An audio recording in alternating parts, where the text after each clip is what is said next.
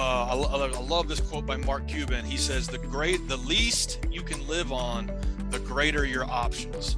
And what most people don't realize, especially folks coming from corporate America to start a business, it's like your personal burn, what it costs you to run your household, is the business's burn.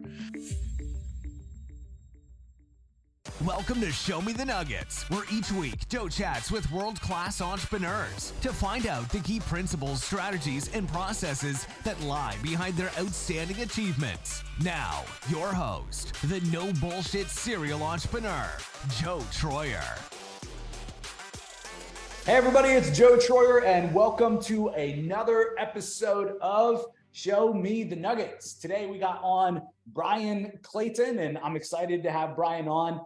Brian is the co-founder and CEO of GreenPal, which is an online marketplace which connects homeowners and local lawn care professionals. And so I'm super excited today to have Brian on and for all of us to be able to pick his brain. Without further ado, Brian, welcome to the show. Joe, thanks for having me on your show. It's great to be here. So man, before you started GreenPal, tell me a little bit about how you stumbled into digital marketing and landscaping.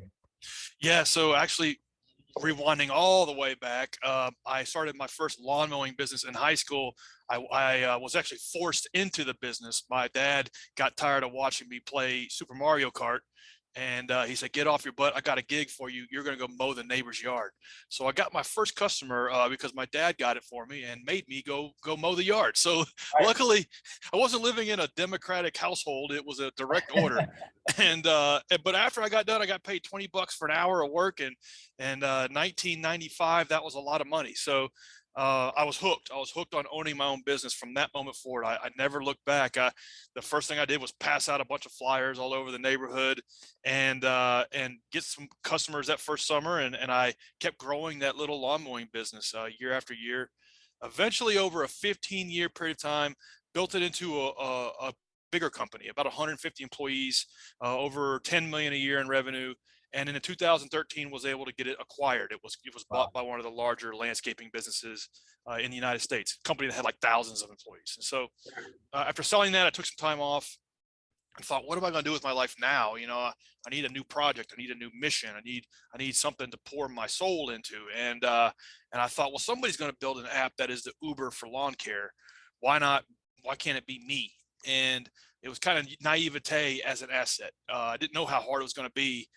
But recruited two co-founders, and we started working on the first version of GreenPal, and now GreenPal is a 10-year overnight success. Around 300,000 people using the app to get their lawn mowed, and digital marketing is a big part of that. You know, there's a saying, I didn't know this at the time building GreenPal, but I believe it now. First-time founders worry about product, and second-time founders worry about marketing and distribution, because 100%. Actually the marketing is harder, the distribution is harder, the getting it in the hands of people is harder. So I learned that the hard way. Man, that's so awesome. There's so much that I want to unpack from there.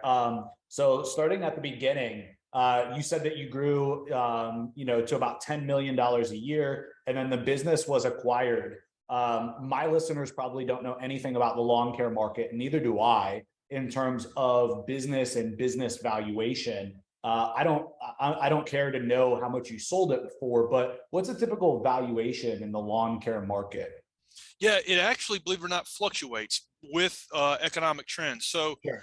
You know, I was coming out of 2008, which was really hard on every small business. You know, everybody talks about how hard COVID was on small businesses. In many ways, 2008 was harder because there was no relief. There was no bazooka that the government fired at that crisis. And so if you were in a small business and you couldn't make payroll because, you know, somebody shut the water faucet off of economic activity, you were just SOL.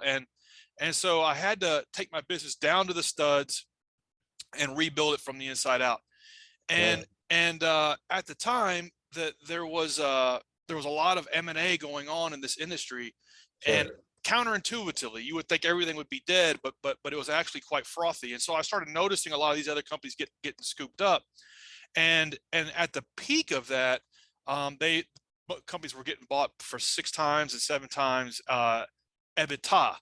And then by the time I got my business rebuilt and ready to sell in 2013, that had come down a little bit, but it was still around the same, five, six, or seven. And is that off of gross or is that off of like EBITDA? Yeah, EBITDA. So 6 or 7 times EBITDA. They really do care about one thing: profitability. How profitable are you? I learned a lot going through that. Some funny things, some counterintuitive things. Like you run a business very differently that you're going to keep for 10 or 20 or 30 years, maybe hand down to your children one day, versus a business that you intend to get acquired in the next 5 or 10 years. And because every dollar you can save is going to make you 5 to 7 times more down the road. I didn't really understand that. It's kind of weird. Like there's discretionary things you can do in running the business that you can avoid. But that's a weird thing that I learned going through that. Yeah, man, that's so awesome. So let's shift gears a little bit and talk about GreenPal. You talked about kind of how you got started in that transition from, owning the lawn care business itself and selling it, then obviously becoming, kind of the Uber, if you will, of lawn care. I'm curious to dive in a little bit more, like what inspired you really to go in that direction? Like, you had the lawn care background, you had a, successful exit, and you're going to stay in the space, but now you're going to, really go after software. What were your intentions behind that and what inspired you? Yeah, it was a few things happening at the same time. One is if you're doing business right, small business, tech business, big business, you as the founder should be evolving as a whole new person every 2 or 3 years, because you're learning new skills, you're growing, you're leveling up. Business requires you to learn things like management, leadership, accounting, strategy, all of good copywriting, all of these things you have to learn, and you grow and you level up along the way. And man, that was certainly the case with my first business. Every 2 or 3 years, now I've got 5 employees, now I got 10, now I got 50. Now I have to learn how to become a leader, and I realize I've been doing it wrong. And so I guess in the back of my mind, that was fun. I enjoyed that. I didn't know it at the time, but that was one of the rewarding parts of the journey. And after I sold it, that was now gone. I didn't have this forcing function in my life that was causing me to level up, causing me to read books, causing me to listen to podcasts, causing me to do things to enrich my life. And yeah, sure, I was doing investing and stuff, but it really wasn't the same. And so I realized that about myself, that I needed to get another project going of some sort. The opportunity was obvious. I was solving my own problem. I realized, 15 years in the business, how inefficient it runs, and how running a lawn care business actually sucks, and how they need help to run more efficiently. Conversely, on the other side, hiring and doing business with small lawn care providers is tough. And so the opportunity I saw was there. I figured somebody was going to do it. So it was those two things. And then the third thing, it really was naivete. Watch the social network. Mark Zuckerberg builds Facebook into a global phenomenon. And like all of the hard part about building a tech business in the movies, or building any business in the movies, like all of the hard part is set to like a musical montage. Like that part is kind of glossed over. And so that I was seduced into starting a tech business because I didn't know how hard it was going to be. I literally thought, here's what I thought, and this is important for people to hear. I spent 15 years running a landscaping business with 150 employees at the peak, and that was like organized chaos every day. Yeah. And it was like pulling my hair out just trying to keep that thing going. And I thought, man, that was hard. I don't want to do anything that hard ever again. I want another business, but I don't want anything that hard. I want to start a tech business because that'll be easier. And boy, I didn't know what I didn't know. It's actually 10 times harder, 10 times more complicated. And so that naivete is what got me into it, wanting the challenge, wanting to grow, and seeing the opportunity. Love it. Love it. Love it. Can you share some of the kind of key challenges that you faced in the early days and how you overcame them? Yeah, a couple things. One, most people don't know this when they're starting a technology business. I sure didn't. You can go start any kind of business: dry cleaner, restaurant, construction company, carpet cleaning service, marketing agency, whatever. It's hard, right? Small business is hard. Okay, let's set that aside. You're starting a tech company. Most of the time, 9 times out of 10, you're inventing a brand new product from scratch that does not exist in the world. And you Yeah. don't know it until you get into the trenches of doing that, that's actually 10 times harder than that dry cleaning business, that restaurant was. As hard as those are, starting a new product from scratch with no roadmap, customers don't know it exists. They don't know to use it. They don't know how to interact with it. It's a lot harder. And so that was the first thing I was confronted with. Like, man, we're just going to have to like brute force and will this thing into existence, and through trial and error, and going from like failure to failure without a loss of enthusiasm until we figure out what works. That was surprising. And the second thing is, just because we were in the technology business and we were making it easier to order a lawn mowing service and making it easier to run a lawn mowing service, didn't mean that we weren't still in the lawn mowing business. Like all the reasons why it sucks to run a lawn care business and all the reasons why it sucks to hire a grass cutting service were now our problem. And so I didn't really index that very well. I didn't really understand that very well. And so we had to like confront that and understand that, okay, now these are our problems, and our app has to solve them. And we're just going to go through them one at a time, very slowly, until we build something that helps people. That's awesome. So in a marketplace, you have like the chicken or the egg, right? You have like, do I go get the lawn care people first? Do I go get the customers first? And it can be very hard to obviously challenge the two. Can you talk a little bit about your experience there and how you solved it, and any advice for anybody listening that might be in a similar situation? Yeah, it's one that's glossed over a lot, and it's a really hard challenge. It's a really hard problem to solve in any marketplace, and I think every marketplace is going to be a little different. But most marketplaces are buy side, consumer side constrained, meaning that it's harder to get the side on that's paying money than it is the side that's making money. Not all marketplaces are like that, but most are, and ours is like that. So the way we kind of saw that and understood this in the early days is we would just kind of ping pong back and forth incrementally in every market. So not only do you have to get buyers and sellers, but there's a third dimension. You have to do it in every single town.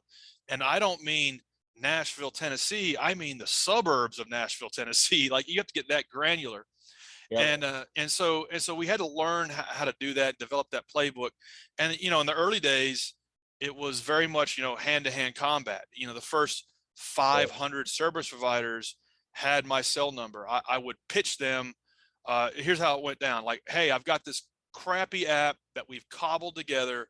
I just sold a landscaping company, and they actually knew who I was because that doesn't happen very often. So anybody within a 100-mile radius of Nashville, where we started, was kind of a little bit of a known commodity in the landscaping business. And I was able to leverage that and call these folks on the phone and say, hey, starting this new thing, would you use it? It's free to use. You just pay a small transactional fee and use it alongside me as I build it out and answer customers' inquiries, bid property, show up when you're supposed to. So we kind of hand cranked the supply side. And in exchange for that, service provider, I will give you free coaching on how to run a lawn care business. Gotcha. And so that was a way to kind of like table the lawn care side, and then focus on the consumer side. How do we acquire these folks? How, the first 1,000 we acquired just by passing out flyers. And then we started like developing our marketing strategy around organic search and really just doubling down on that. And so it was a iterative process, going back and forth. And now, over a decade, we've kind of learned how to do it, not at super scale, but we are nationwide, United States, and we have 300,000 people using it now, and our goal is to get to 1 million. Wow. So I can assume on the marketing side, like, you guys got to be able to like drive repeat transactions, or there's no way to really grow sustainably and really scale on the marketing and keep your lawn care companies happy. Is that right? That's right. We live and die by people using it and continuing to use it, because this is, luckily there's a lot of challenging things about this space. It's seasonal, it's highly fragmented, it's very competitive, consumers are very price sensitive, but it is something that always has to be done, and it's never going away, and AI can't make it disappear, and it's just always going to be there. So there's a lot of good things about it, and that's one of them, is that yes, once a consumer experiences, wow, I can just push a button and get this done, they don't want to do it the old way. They don't want to go back to wrangling the lawn guy, calling around, leaving voicemails. Once a lawn care business discovers, man, I can just get all the business I want, I don't have to pass out flyers, and I can get paid the same day, I don't have to like mail out invoices or hassle people for my money. And so solving those problems and making it to where it's 10 times better to do business on our platform versus the old way is how we keep people in. Yeah. Yeah, man, that's awesome. So a lot of people that listen to the show are digital marketers, whether they're freelancing, whether they, work for somebody full time and they're helping them with marketing, or they run, a full blown agency, or they want to start a business, but we've given them some skills around digital marketing. They know how to make the phone ring. They've worked with local businesses. And, for those of them that would like to move to a model potentially like yours, where you got the marketplace instead of charging every month for services or leads, what would your advice be to them on maybe how to approach it, or any just, advice, being there, done that, so to speak? Well, so there's a reason why, like, what's Kim Kardashian, or what's the boxer YouTube, Conor McGregor? the other guy that's famous on YouTube that does the energy drink and is a boxer. I can't remember his name. Logan Paul. Yep. There's a reason why guys like Logan Paul, Kim Kardashian and others like that can just show up and seemingly make $100 million in the energy drink business, or Mr. Beast can just literally show up and have a $500 million burger franchise. And you're like, damn, how'd they do that? I mean, there's people spending generations of their, like multiple generations in the fast food business, can't do that. And how do they do that? Well, because they have the distribution, and this goes back to our earlier point. The distribution is the hardest part. If you've got the distribution and the brand behind that, you can be successful more times than not at new ventures. So if, to your point, you've got a digital marketing business, you're good at marketing, you know how to drive traffic, and not just in like a churny way, but you know how to get the phone ringing. Can you combine a product or service or marketplace or platform with that? And I think that's a good strategy. I do, because I think that's where the real value capture happens, is the business associated with that. Maybe you're tired of making other people rich, but the problem is how do you go about it in an authentic way? Sure. How do you, because you're not Logan Paul, how do you go about it in an authentic way where it is a space that something about? You have what's called what Naval Ravikant calls, he calls it specific knowledge. And so specific knowledge is something almost like a secret that that nobody else knows. It's like the culmination of your experience into this one thing. So it's like, hey, I'm a marketer. I also know the janitorial business very well. I also know search engine marketing very well, and I also know like how to be a good copywriter. And I'm not 99% good at all these things, but guess what? I'm like halfway there. And it's better to be like 30 or 40% there in 5 things than it is to be 100% in one thing. And the combination of those things makes you deadly at one thing. So if you can take the marketing, take the copywriting, and combine that with specific knowledge about something else, I think that's a winner. 100%. Yeah, completely agreed. All right, so let's talk about bootstrapping a little bit. Our show's producer Eduardo said that he did some research and found that like you're known as an expert when it comes to really bootstrapping and getting to profitability and kind of that phase. I'd love if you'd share kind of the 80-20 of, you know, some specific strategies or tactics that the listeners can implement in the early days, right, to get the most out of, you know, limited resources and that bootstrapping phase. Yeah, I don't know if I'm an expert or if I'm just like a cockroach. You can't kill me. You know, it's like I think in the early days, especially, you need to be a cockroach where you just can't be killed. And I think a lot of that comes down to I love this quote by Mark Cuban. He says, the least you can live on, the greater your options. And what most people don't realize, especially folks coming from corporate America to start a business, it's like your personal burn, what it costs you to run your household, is the business's burn. Like it's like, no. I just need 110 grand or to survive every year. That's separate. No, that is the business's expense. So you need to take personal inventory of what it costs you to survive, you know. And if you're young, maybe get a roommate, you know, if you know, clean up all of that debt first, you know, trade in the car, you know, all these things, all these Dave Ramsey type things, clean that up. Come to the starting block to start a business. You're lean, you're mean, you can live on 3,000 a month. Now you're ready. So that's step one of bootstrapping your business, is like, you gotta get lean and mean. You gotta be able to live on like a food budget, like literally, because guess what? Every dollar you can save personally, you can then roll back into the business. And in the early days, you know, we did all kinds of stuff. I didn't take a paycheck for like the first 4 years. I didn't have to have one. So that was helpful. So I had like a little small win, you know, I had a single or double under my belt. So that enabled me to not have to like depend on GreenPal to survive the first couple of years while we figured it out. My two co-founders worked day jobs and nights and weekends on this thing for like 3 years. And then when they finally got the courage to quit, I think it was year 2 or 3, and go full time on the project.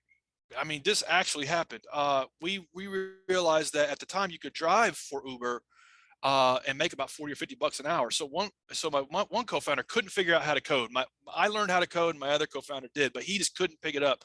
I'm like, bro, you got to help us code this thing, man. And he's like, you know what, dude, I can't do it. But I tell you what I can do. I can go drive for Uber, make $50 an hour, and we can buy developer hours for like $45 or $50 an hour. And I'll just do that for however long it takes. And actually we did that for a year. So these things, you know, and I'm not saying everybody has to like get that crazy with it, but these are the types of things you got to be willing to do to bootstrap a business.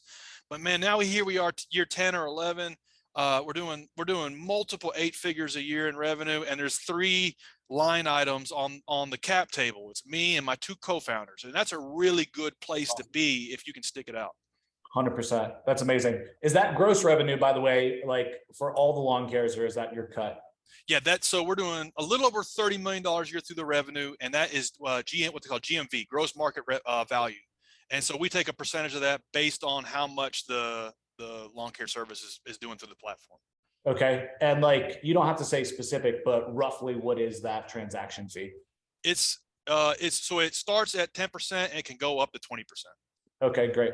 So that kind of leads really well into the next question that I wanted to talk to you about. Like, so you're out there marketing, you're bootstrapping, you said that you were doing flyers and some things like that to start, but like, how do you scale when you're getting that small transaction fee, right? As your, you know, as your total revenue versus the rest of the players in the marketplace are getting all that revenue and, you know, probably have a much larger profit margin than you do. So, you know, you're stacked against these people that I would assume, because you're a marketplace, are making 3, 4, 5 times or more per customer than you are. How do you compete with them, right? How do you, as a bootstrap startup, how do you go against people making that much more money per customer than you?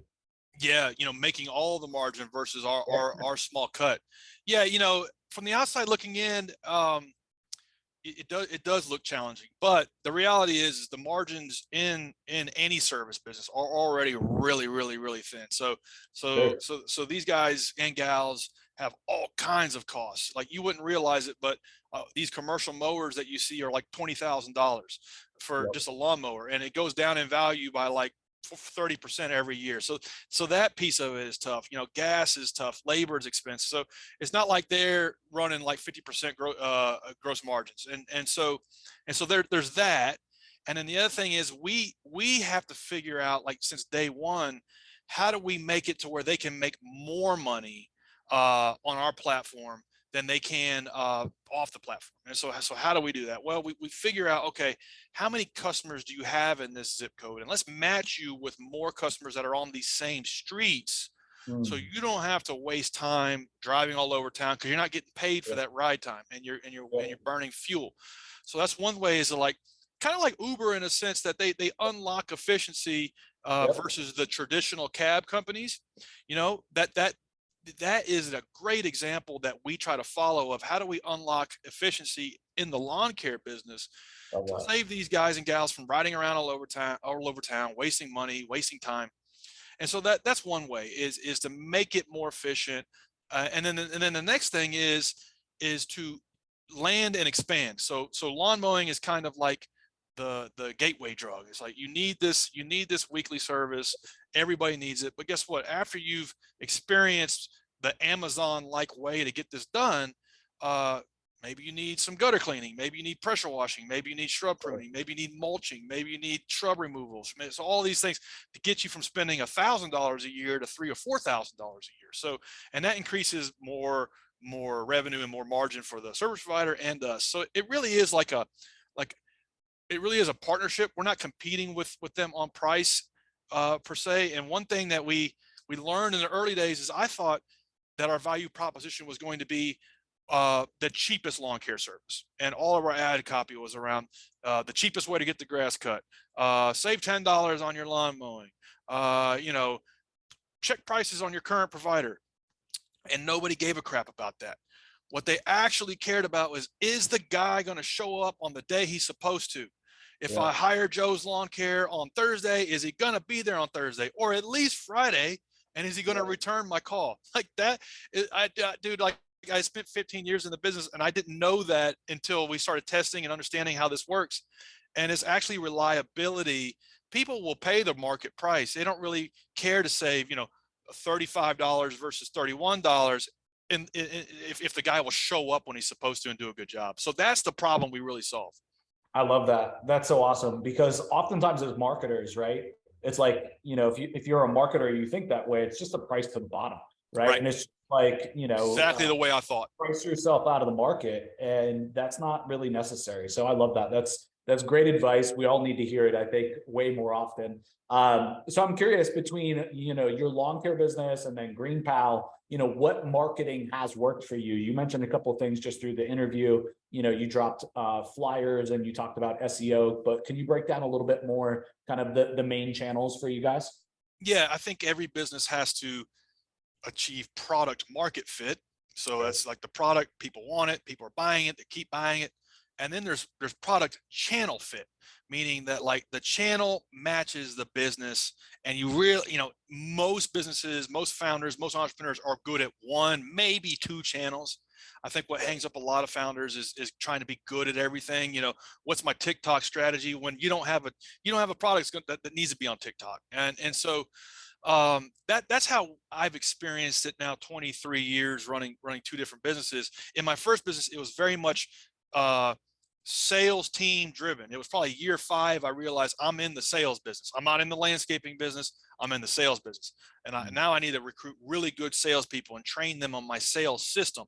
How do they prospect? How do they pitch us? How do they close? And then transitioning that to an account manager. And, like, that process was one that I had to build from the inside out for my little landscaping business, and learn how to build it. And then starting GreenPal, I learned really quick, we ain't in the, we're selling $27 lawn mowings here. We're not in the sales team business. Matter of fact, it has to be as self-serve as possible. If we have to talk to a customer more than once every couple of years, we lose money. And so that's a very different ball game. You can't use the same playbook. And so we tested everything: Google AdWords, Facebook ads, Twitter ads. I mean, every kind of paid channel you could. Traditional offline stuff. We even bought a billboard once, and just tried to like test and then invest. Try to like just figure out what was working and what wasn't. And the only thing we could get ROI on was just organic traffic. How do we let people know about these lawn care services that are in their neighborhood that they don't know about? And how do we write good content about them? How do we get that content to rank and just being there when somebody's looking for a lawn care service in Lincoln, Nebraska? And man, like that's still how we get over half our customers. The other half is word of mouth, and then like a sprinkling of a bunch of other things. And we still to this day test other stuff just for the hell of it. But organic search is what we have bet the company on. Now the challenge is it's a 2 to 3 year kind of like leap of faith, but it worked out for us. That's awesome. Yeah, I love that. SEO is like one of my favorite channels. Definitely, we invest a ton in that ourselves and our own marketing, and in our clients' marketing, and so do so many of our clients. So definitely love that. So man, this has been a fantastic interview. I think lots of major ahas for our crowd. I just want to say thank you for coming on. I do want to wrap it up, be respectful of your time and the audience's time.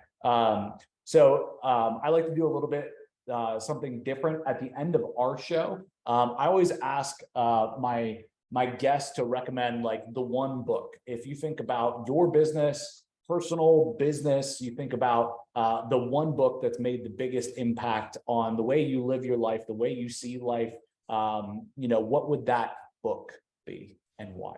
I'll give you two, because I'll give you one personal and one business. So on a personal level, 7 Habits of Highly Effective People, Dr. Stephen Covey.